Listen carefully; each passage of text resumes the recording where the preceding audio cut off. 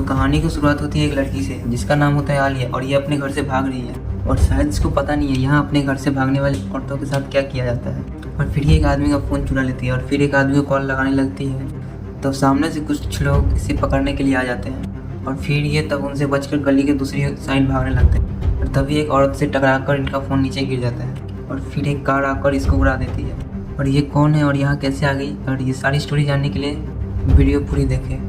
तो चलिए कहानी शुरू करते हैं। ये बात तब की है जब अफगानिस्तान में तालिबान का राज आ गया था। फिर पश्चिमी देश के लोग अफगानिस्तान छोड़कर भाग रहे थे। बाहर के लोगों को बात छोड़िए, फिर खुद यहाँ अफगानिस्तान के लोग ही नहीं रहना चाहते थे। अब 3 दिन पीछे चलते हैं। ये है अविनाश और ये एक फ्रीलांसर है। ये पैसे के लिए किसी को भी मार सकता है। फिलहाल ये इसराइल में और यहाँ के खुफिया एजेंसी मोसाद से मिलने के लिए आया है और वो इसको हुसैनिया नाम के एक ईरानी आतंकवादी को मारने का कॉन्ट्रैक्ट देता है। हुसैनिया ने एक ही दिन में 4 अलग अलग देशों में इसराइल के दूतावास को बम से उड़वा देते हैं और इसीलिए ये हुसैनिया को किसी भी हालत में मरवाना चाहते हैं। और फिलहाल हुसैनिया अमेरिकी फौजियों के गिरफ्त में है जो उसको काबुल से अमेरिका ले जाने वाले हैं। और अविनाश को ये काम डॉक्टर आरिफ अजवल ने दिलवाया है और इस काम के लिए इनको काफ़ी मोटी रकम मिली है। और फिर अविनाश अफगानिस्तान में जाकर अपने बाकी दोस्तों से मिलता है और ये सभी भी फ्रीलांसर है और सब मिलकर काम करते हैं। फिर ये अफगानिस्तान जाकर हुसैनिया को मारने का प्लान बनाते हैं और ये सब अलग अलग देशों से, कोई एक्स पुलिसमैन और कोई एक्स मिलिट्री मैन है। और फिर ये अमेरिकी फौजियों को ड्रेस पहनकर अफगानिस्तान में एयरबेस पर जाते हैं और वहाँ जाकर ये सब हुसैनिया को ढूंढते हैं और लेकिन वह कहीं भी नहीं मिलता। तभी इनका एक साथी इनको हुसैनिया का एग्जैक्ट लोकेशन बताता है और फिर ये लोग अमेरिकी फौजियों को खूब मारते हैं और हुसैनिया तक पहुँच जाते हैं। और फिर अविनाश हुसैनिया के पास जाता है और उसे ठोक देता है और फिर ये अपने काम को पूरा कर वहाँ से निकल लेते हैं। और अविनाश मोरक्को में रहता है और वह फिर अपने घर जाता है और वहाँ जाकर अपने रूम में जाता है और फिर वो अपनी सभी मेल्स चेक करता है। और फिर शाम को ये जॉगिंग करता हुआ सुपरमार्केट जाता है और वहाँ से अपने खाने पीने का सामान सब लेके आता है। और अविनाश की एक वाइफ भी है जो एक दिमागी तौर पर बीमार है और फिर वो अपनी वाइफ से मिलने जाता है। इसकी वाइफ की हालत में पहले से कुछ सुधार था। इसको ये दिमागी परेशानी क्यों हुई, इसके पीछे भी एक दुखद कहानी है और जो मैं आपको आगे बताऊंगा। और अगले सीन में हम एक्स इंस्पेक्टर इनायत खान को देखते हैं और ये उसी आलिया का बाप है जिसने हम मूवी की शुरुआत में देखी थी। और यह अविनाश का बहुत अच्छा दोस्त था और इसने अपनी बेटी को ढूंढने की कोशिश की लेकिन किसी ने भी इनकी हेल्प नहीं की, इसलिए अभी इंडियन सिस्टम से डिस्टर्ब हो गया। फिर ये ज़बरदस्ती अमेरिकन कॉन्सुलेट में घुसने की कोशिश करता है और लेकिन पुलिस वाले इसे रोक लेते हैं। और इसका इरादा किसी को मारना नहीं था बल्कि ये खुद यहाँ पे मरने आया था। और जब ये अपनी गन निकालते हैं और सभी पुलिस वाले इस पर शूट कर देते हैं और फिर वहाँ बॉम्ब स्क्वाड टीम को बुलाया जाता है इस सब के आधार पर कहीं इसके कार में बम ना हो। लेकिन इसकी कार में ना ही तो बम था और ना ही इसके गन में बुलेट। और इस घटना के बाद डॉक्टर आरिफ अविनाश को फ़ोन करके बताते हैं जल्दी से न्यूज़ देखो। और इसमें बताया जा रहा था कि इनायत खान ने कई लोगों को मारने की कोशिश की थी और ये सच में टेररिस्ट अटैक था या कुछ कहा नहीं जा सकता था। और कई साल पहले इनायत खान और अविनाश बहुत अच्छे दोस्त हुआ करते थे। इन दोनों की जोड़ी धर्मवीर की जोड़ी थी। अक्सर इन दोनों की फैमिली डिनर पर भी साथ जाया करते थे सब। एक रात इनायत खान अविनाश को कहता है पता नहीं कौन सी गोली पर हमारा नाम लिखा हो, वादा करो अगर मुझे कुछ हो गया तो मेरी वाइफ सगीना और मेरी बेटी आलिया का ख्याल रखोगे।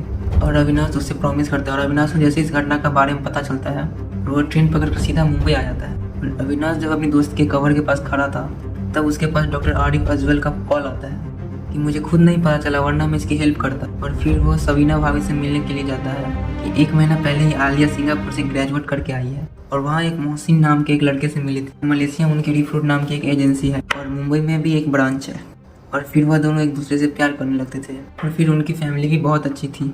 और विनायक ने भी थोड़ी बहुत पूछताछ की लेकिन सबने ये बताया कि फैमिली बहुत अच्छी है और सब बहुत खुश लग रहे थे। फिर हमने उनकी 22 तारीख को उनका निकाह करवा दिया और फिर 2 दिन बाद हम उन्हें पिकअप करने के लिए एयरपोर्ट गए। और फिर वही आलिया को हमने आखिरी दफ़ा देखा था और दूसरे ही दिन इनायत को आलिया का कॉल आया। वो बोले कि हम सब वेकेशन मनाने के लिए एरोस्थानपुर आ गए हैं। और वहाँ जाकर वो बहुत खुश थे और हमसे हर रोज़ बात किया करती थी। और लेकिन एक दिन अचानक से उन सबके फ़ोन बंद आने लगे। फिर इनायत ने मलेशिया और स्थानपुर की एजेंसियों से बात करने की कोशिश की लेकिन वहाँ इनका कोई भी रिकॉर्ड नहीं था। लेकिन विनायक को अंदाज़ा हो गया था कि क्या हुआ होगा। और जब उन्होंने अपने साथी पुलिस वालों से बात की तो उन्होंने भी कुछ मदद नहीं की। और फिर वह मंत्री से मिलने गया और मंत्री भी उसे इग्नोर मारकर चला गया। और विनायक खुद को लाचार महसूस कर रहा था। और परसों वो अपने घर से जल्दी निकले, तब मैंने 11 बजे उनसे बात की थी। बस उसके कुछ देर बाद ही ये सब हो गया। तो विनायक को यकीन था कि सिर्फ तुम ही आलिया को वापस ला सकते हो, लेकिन तुम्हारा कॉन्टैक्ट नंबर नहीं था। विनाश कहता है अगर इनायत के पास पहले ही मेरा फ़ोन नंबर होता तो उसे पहले ही कोई ना कोई मार चुका रहता। और फिर वो मोहसिन के मुंबई वाले एड्रेस खोज कर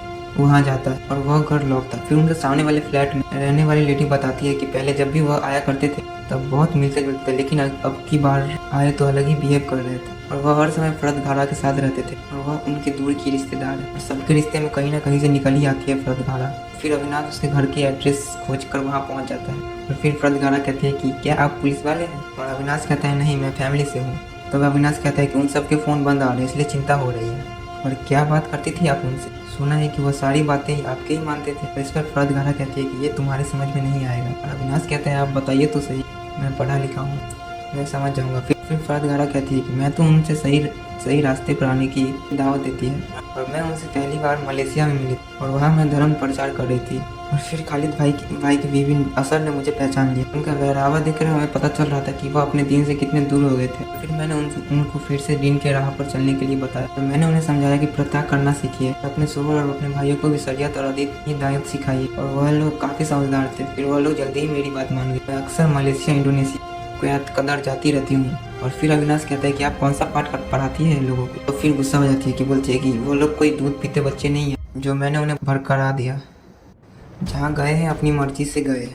और फिर अविनाश सीधा डॉक्टर आरिद खरमन के घर सीधा जाते हैं और वह बताता है कि ये लोगों ने आलिया को कुछ नहीं बताया होगा और वह अनजाने में इनका प्लान का हिस्सा बनी। और अविनाश कहता है मुझे इन सब से कोई प्रॉब्लम नहीं है, मैं तो बस आलिया को वापस लाना चाहता हूँ। फिर डॉक्टर आरिफ बताते हैं जब वो यहाँ से निकले फिर वह मलेशिया जाने के लिए निकले थे, लेकिन प्लान में चेंज एयरपोर्ट पर जाकर आया होगा। फिर एयरपोर्ट पर मोहसिन आलिया को बताता है खालिद भाई साहब ने हमें सरप्राइज दिया और हम हनीमून के लिए इस्लामपुर जा रहे हैं। और फिर डॉक्टर आरिफ बताते हैं कि पिछले 6 महीनों से आलिया आईसिस फिर से हरकत में आ गई और इसलिए उन्होंने इस्तानबुल चुना होगा। इस्तानबुल जाकर मोहसिन ने क्रेडिट कार्ड यूज़ करना छोड़ दी क्योंकि उन्हें ऐसा करने का इंस्ट्रक्शन मिला है। और वहाँ पहुँचकर उन्होंने फ़ोन और क्रेडिट कार्ड दोनों ही यूज़ करना बंद कर दिए होंगे और आगे उनके साथ जो भी हुआ होगा बुरा ही हुआ होगा। और फिर अगले सीन में हम लोग देखते हैं कि मोहसिन आलिया को कहता है कि हम जहाँ जा रहे हैं वहाँ अनकवर जाना अलाउ नहीं है और ना ही वहाँ पर फ़ोन अलाउ है। लेकिन आलिया के पास अभी भी एक फ़ोन रह गया था फिर उसमें एक इंटरनेशनल पैक डाला हुआ था। और फिर वह सब एक प्रॉपर ड्रेस पहनकर एक स्थान में जाकर टैक्सी का इंतजार करते हैं और फिर उन सबको लेने के लिए वहाँ एक वैन आती है और आलिया को अभी नहीं पता था कि ये लोग उन्हें कहाँ लेकर जा रहे हैं। और रास्ते में उनके पासपोर्ट चेक किए जाते हैं। फिर आलिया मोहसिन से पूछती है कि यहाँ इतनी चेकिंग क्यों की जा रही है?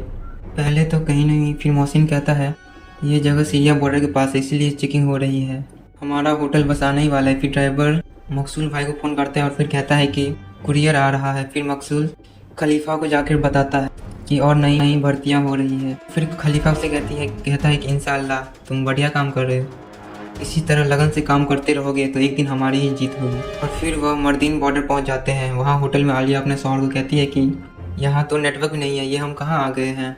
और अब मोहसिन के भी तेवर बदल गए थे, उन्होंने कहा कि अब हमने ICS ज्वाइन कर ली है। और फिर वह कहते हैं कि अब हम सीरिया जा रहे हैं। ये सुनकर आलिया के पैरों के तले ज़मीन निकल जाती है। फिर मोहसिन कहता है कि वहाँ हमारे लोगों को हमारी ज़रूरत है। मोहसिन सीरिया को कहता है कि अब आराम कर लो, हमें बहुत लंबा सफ़र तय करना है। और फिर मोहसिन वहाँ से चला जाता है। फिर और जब सुबह होती है तब आलिया कि उसके घर वाले सब एक रूम में बैठकर बातें कर रहे हैं। अब उसके पास भागने का मौका था। फिर वो फर्स्ट फ्लोर से कूद कर नीचे जाती है और आलिया इस घर से बाहर जाने लगती है। ये घर नहीं, एक भूल भुलैया था। और आलिया नंगे पाँव ही घर से भाग आई थी। और फिर जब मोहसिन अपने रूम में जाता है तो फिर देखता है कि अब वो वहाँ पर आलिया नहीं है। और फिर वह खुली हुई विंडो देखकर समझ जाता है कि आलिया वहाँ से भाग गई है। और फिर आलिया भागते हुए उन पतली गलियों से जाते हुए फिर एक आदमी का फ़ोन लेती है और फिर वह अपने पापा का नंबर डायल करने लगती है। फिर लेकिन तभी वहाँ पर सामने से मोहसिन आ जाते हैं। फिर तभी आलिया वहाँ से भाग जाती है और फिर मोहसिन के कार में से कुछ लोग निकलकर आलिया का पीछा करने लगते हैं।